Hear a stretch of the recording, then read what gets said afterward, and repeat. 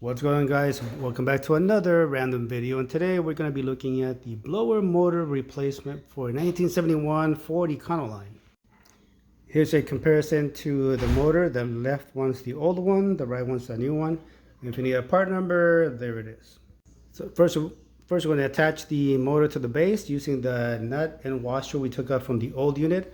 And also remember, on the side of the motor there is a vent, and that's going to be going out to one side, and this is the little tube that we took out from the old motor. It's going to be going there, and there should, on the top cover, there should be a notch for this tube. So the motor is nice and tight. Now we're going to go to the actual fan.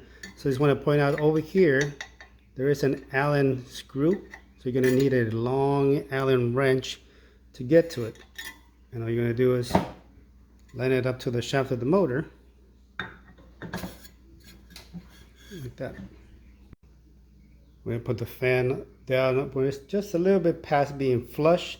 That way, at least we know the shaft of the motor is not going to rub against anything, and neither will the fan. Now the fan that is tight, we're going to go ahead and put it on the base, and there should be 3 notches. Just line those up, and also there will be 4 screws. We're going to line those up and replace them.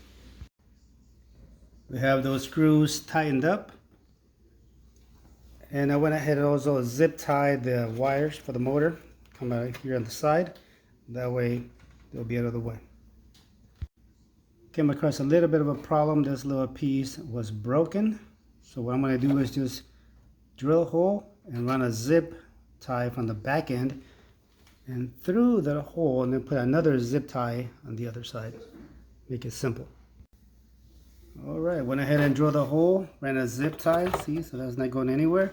Then when I put the other cover back on, put another zip tie, and that should hold it in place, but this doesn't move around. And I also replaced the heater core. I'm going to reuse the old one, it's not leaking, so it's a $70 heater core, and I don't want to buy one. Got my zip tie running through the existing hole. Now we're going to line the whole piece with a heater core and the base.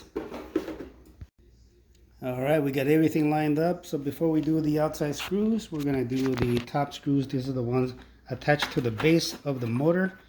We're just going to line them up. We're not going to tie them yet. We're going to wait till all the other screws line up, and then we'll tighten everything all at once. Well, that is it. We got all the screws in place. Everything's nice and tight, and I went ahead and put the other zip tie so that we can use this vent. And there's the front of the unit. So see you on the next video.